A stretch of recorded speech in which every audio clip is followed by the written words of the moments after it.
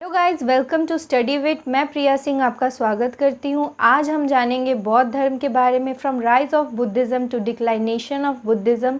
तो बने रहिए मेरे साथ और लाइक, सब्सक्राइब, शेयर करना ना भूलें ना। Let's talk about Buddhism. Now let's talk about Buddhism. 2011 जनगणना के अनुसार भारत में 0.7% बुद्धिस्ट आबादी है, जबकि पूरे वर्ल्ड में करीब 7 से 8% बुद्धिस्ट है। According to Pew Research Center, Buddhist population will decrease from 7% to 5% by 2060। इसका मतलब है 2060 आते आते बुद्धिस्ट पॉपुलेशन है वो 7% से 5% हो जाएगा। जानेंगे हम इस धर्म के डिक्लाइनेशन का कारण। से पहले जान लेते हैं कि उसकी उत्पत्ति कैसे हुई। बौद्ध धर्म के संस्थापक गौतम बुद्ध थे। इन्हें लाइट ऑफ एशिया कहा जाता था। गौतम बुद्ध का जन्म 563 बीसी में लुम्बिनी नामक जगह पर हुआ था, जो कि अभी प्रेजेंट नेपाल में है। तो इनके बचपन का नाम सिद्धार्थ था और 16 वर्ष की आयु में इनकी मैरिज हो गई थी और इनका एक बेटा भी था जिसका नाम राहुल था। एक बार की बात है, सिद्धार्थ जब कपिलवस्तु की सैर पर निकले तो उन्हें 4 दृश्य दिखे, 4 सीन्स दिखे। एक बूढ़ा व्यक्ति, एक बीमार व्यक्ति और एक लाश को देखा उन्होंने और एक सन्यासी को देखा। इन सांसारिक समस्याओं से व्यथित होकर सिद्धार्थ ने 29 वर्ष की अवस्था में गृह त्याग कर दिया, यानी घर छोड़ दिया 29 साल की उम्र में, जिसे बौद्ध धर्म में महाविनिष्क्रमण कहा गया है। 6 वर्ष की कठिन तपस्या के बाद 35 वर्ष की आयु में वैशाख की पूर्णिमा की रात निरंजना यानी फल्गु नदी के किनारे पीपल वृक्ष के नीचे सिद्धार्थ को ज्ञान प्राप्त हुआ। ज्ञान प्राप्ति के बाद सिद्धार्थ बुद्ध के नाम से जाने गए। वह स्थान बोध गया कहलाया, जो कि प्रेजेंट में बिहार में है। दोस्तों, इन्होंने जो उपदेश दिए थे वो उस वक्त के जनसाधारण भाषा में दिए थे, जो कि पाली था। एक्चुअली उस टाइम होता क्या था कि जो जितने भी ग्रंथ थे वो संस्कृत भाषा में लिखे जाते थे या पढ़े जाते थे, पर बुद्ध ने अपनी जो ग्रंथ लिखी थी या जो उपदेश दिए थे वो पाली भाषा में उन्होंने दिया था।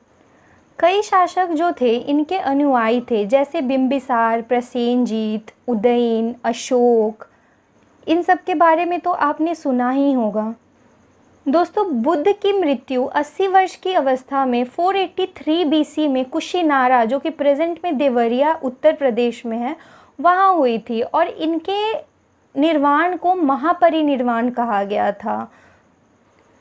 दोस्तों, बौद्ध धर्म में मूर्ति पूजा की कोई संकल्पना नहीं है, उसको कोई भी वैल्यू नहीं दिया गया है और उसमें पुनर्जन्म को मान्यता दी गई है। बौद्ध धर्म के जो अनुयायी थे वो 2 भाग में बटे हुए थे। पहले थे भिक्षुक और दूसरे उपासक थे। भिक्षुक जो थे वो संन्यास ग्रहण करते थे और उन्हें शादी वगैरह ये सब करने की अनुमति नहीं होती थी, जबकि उपासक जो होते थे वो शादी कर सकते थे, अपना गृहस्थ जीवन बसा सकते थे और उसके बाद भी वो बौद्ध धर्म को अपना सकते थे। बौद्ध धर्म को अपनाने के लिए जो मिनिमम एज थी वो 15 इयर्स थी। मतलब आप अगर 15 साल के हो गए हो तो आप बौद्ध धर्म को अपना सकते हो, आप जुड़ सकते हो उनसे। बौद्ध धर्म के 3 रत्न हैं, जो कि बुद्ध, धम्म और संघ हैं। दोस्तों, बुद्ध ने सांसारिक दुखों से मुक्ति के लिए 8 फोल्ड पाथ दिए थे, जो कि थे right view, right intention, right speech, right action, right livelihood, right effort, right concentration and right mindfulness. इस 8 फोल्ड पाथ को धर्म चक्र यानी कि एक चक्र का सिंबल दिया गया था और उससे रिप्रेजेंट किया जाता था। इन्होंने कहा था कि अहिंसा मत करो, सत्य बोलो, कभी चोरी ना करो, किसी प्रकार की संपत्ति ना रखो, मद यानी कि ड्रिंक ना करो, फिर से असमय भोजन ना करो, सुखप्रद बिस्तर पर नहीं सोना। दोस्तों, बुद्ध के मृत्यु के बाद उनके अस्थियों को 8 स्तूप में बांट दिया गया था और उन 8 स्तूप के बारे में अगर बात करें तो पहला है राजगीर, दूसरा वैशाली, तीसरा कपिलवस्तु, चौथा है अलकप्पा, 5वां है रामग्राम और छठा है पावा, सातवां है कुशीनगर और आठवां है वेदापीठ। इन 8 स्तूप में बुद्ध की अस्थियों को बांट दिया गया था और बौद्ध धर्म में यह आठों स्थल जो हैं वो एक तीर्थ स्थल के बराबर हैं। दोस्तों, बुद्धिज़्म का फैलाव सिर्फ इंडिया तक ही नहीं रहा, यह Bhutan, Myanmar, Cambodia, Hong Kong, Japan, Sri Lanka, China और नेपाल जैसे कंट्रीज़ में भी काफ़ी फैला। इसने अपनी एक अलग जगह बनाई और अपने आप को इस्टेब्लिश किया।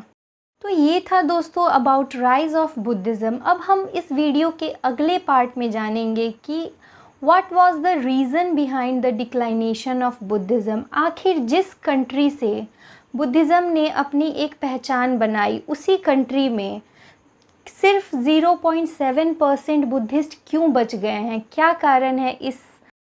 दोस्तों, बने रहिए हमारे साथ और सब्सक्राइब करें स्टडी विद को, और मेरे वीडियो के लेटेस्ट नोटिफिकेशन के लिए बेल आइकन को प्रेस करना ना भूलें। तो मिलते हैं अगले लेक्चर में, तब तक के लिए stay tune to study with.